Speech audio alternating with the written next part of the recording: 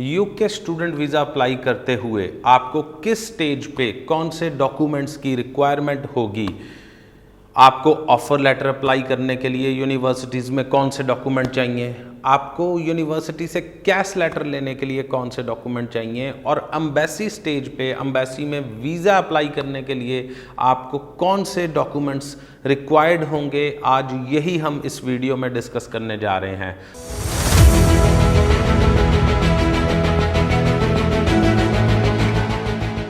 दोस्तों, मैं professor Rohit Gupta, director of spectrum overseas Jalandhar, लगातार Canada, Australia, New Zealand, Europe, USA and UK की स्टडी वीज़ा अपडेट्स के लिए हमारे चैनल को सब्सक्राइब करना ना भूलें, और अगर ये इन्फॉर्मेशन आपको अच्छी लगे तो ज़्यादा से ज़्यादा इसको शेयर करें। दोस्तों, मैंने अपने पिछले वीडियो में आपको बताया था कि कैसे आप यूके में अपनी स्पाउस और किड्स के साथ without IELTS and without credibility interview दिए हुए भी आप जा सकते हैं। हमने यूनिवर्सिटीज़ को कैटेगराइज भी किया था। आज हम डॉक्यूमेंट्स की बात कर लेते हैं, क्योंकि काफ़ी सारे स्टूडेंट्स की क्वेरीज आती हैं फाइनल स्टेज पे, उनके पास कुछ डॉक्यूमेंट्स नहीं होते, तो उसको प्रिपेयर करने में कई बार स्टूडेंट लेट हो जाता है और अपॉइंटमेंट उसकी मिस हो जाती है। तो सबसे पहली स्टेज पे बात करें, पब्लिक यूनिवर्सिटीज़ में जब आप एडमिशन के लिए अप्लाई करते हो, ऑफर लेटर के लिए अप्लाई करते हो, तो मेनली आपको 7 डॉक्यूमेंट्स की ज़रूरत पड़ेगी, जिसमें फर्स्ट पॉइंट है आपके एजुकेशनल डॉक्यूमेंट्स, दैट इज़ आपकी 10th से स्टार्ट होकर 10th +2, और अगर आपने ग्रेजुएशन की हुई है तो उसकी सारी DMCs एंड उसका सर्टिफिकेट। सेकंड नंबर पे, अगर आपने आइल्स वाली यूनिवर्सिटी में अप्लाई किया है जिसको आइल्स की रिक्वायरमेंट है, तो आपका आइल्स या PTE का सर्टिफिकेट। थर्ड नंबर पे, अगर आपकी एजुकेशन के बाद गैप है तो वो आपका गैप सर्टिफिकेट भी, अगर आपने कोई उसमें प्राइवेट इंस्टीट्यूट से कोई डिप्लोमा किया है, या फिर अगर आप कोई जॉब करते रहे हो तो उस जॉब से आपको एक्सपीरियंस सर्टिफिकेट चाहिए होगा।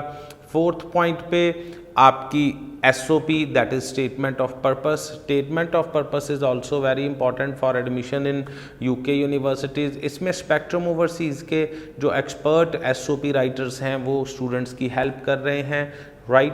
तो फिफ्थ पॉइंट पे आपके letter of recommendation and 6 point पे, अगर आपने आइल्स नहीं किया है तो MOI, that is medium of instruction certificate. 7th point पे आपका पासपोर्ट का scan copy, right?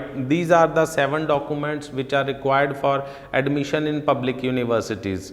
Second stage पे जब स्टूडेंट को कैश लेटर अप्लाई करना होता है, कैश लेटर यानी कि confirmation of acceptance for studies, CAS letter जब अप्लाई करना होता है तो स्टूडेंट को कौन से डॉक्यूमेंट चाहिए, मेनली उसको 4 डॉक्यूमेंट्स चाहिए होते हैं। तो फर्स्ट पॉइंट में वेरी इंपॉर्टेंट, उसको 28 डेज ओल्ड फंड दिखाने होते हैं।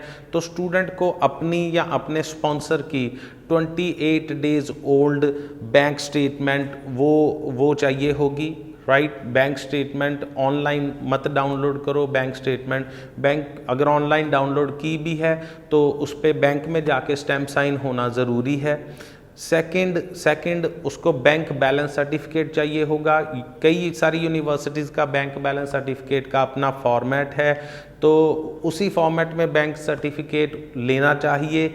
वो सारे फॉर्मेट्स आपको स्पेक्ट्रम ओवरसीज़ के एक्सपर्ट फाइलर्स की हेल्प से मिल जाएंगे, तो आप उसी फॉर्मेट में बैंक के स्टैम्प साइन के साथ उसको निकलवाइए। थर्ड पॉइंट, अगर आपको किसी स्पॉन्सर ने फंड दिए हैं तो उसकी तरफ से एक एफिडेविट ऑफ स्पॉन्सरशिप देना होगा आपको, उसका भी फॉर्मेट आपको हमारे ऑफिस से मिल सकता है। एंड फोर्थ पॉइंट पे आपके स्पॉन्सर के ID प्रूफ्स, यानी कि उसका Aadhaar card and pan card.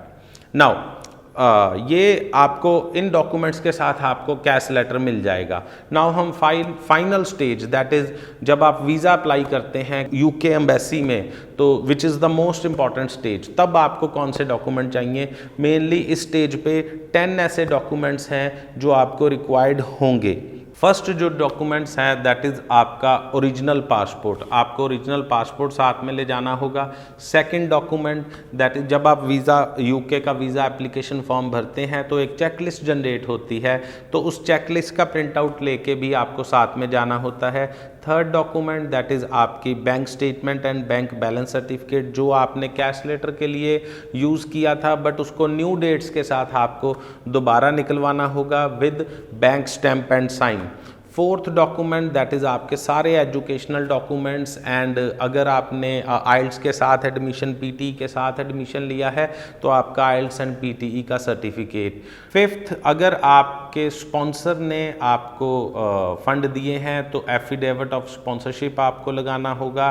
साथ में प्रूफ ऑफ रिलेशनशिप भी चाहिए, दैट मीन्स अगर आपके मदर फादर आपको स्पॉन्सर कर रहे हैं तो आपका बर्थ सर्टिफिकेट, राइट, जिस पे आपके मदर फादर का नाम होगा, और ये बर्थ सर्टिफिकेट इंग्लिश में होना चाहिए। कहीं अगर ये आपका कोई भी सर्टिफिकेट या कोई भी डॉक्यूमेंट इंग्लिश में नहीं है तो उसको इंग्लिश में किसी रजिस्टर्ड ट्रांसलेटर से ही कराएं। वो सर्टिफाइड कॉपी होनी चाहिए जिस पे रजिस्टर्ड ट्रांसलेटर की स्टैम्प एंड साइन हो। नाउ प्रूफ ऑफ रिलेशनशिप, अगर वो आपका हस्बैंड आपका स्पॉन्सर है तो वो proof of relationship marriage certificate हो सकता है।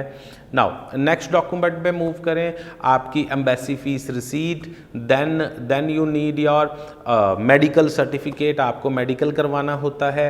वो जनरली पंजाब के स्टूडेंट लुधियाना या मोहाली में जाकर करवाते हैं, तो उस वो medical certificate. Then your medical insurance, जो मेडिकल हेल्थ केयर पॉलिसी आप लेते हो, उसकी पेमेंट करते हो, उसकी पेमेंट रिसीट एंड देन आपका वीएफएस का अपॉइंटमेंट लेटर।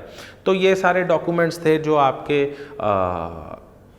वीज़ा चेकलिस्ट में हैं और जो डॉक्यूमेंट्स आपको वीज़ा लगाते हुए वीएफएस अपॉइंटमेंट वाले दिन लेके जाने चाहिए। क्या आपको नहीं चाहिए, ये भी इम्पॉर्टेंट है। काफ़ी सारे स्टूडेंट्स अपने स्पॉन्सर की आईटीआर्स वगैरह लगा देते हैं, वो बिल्कुल नहीं चाहिए यूके का वीज़ा अप्लाई करते हुए।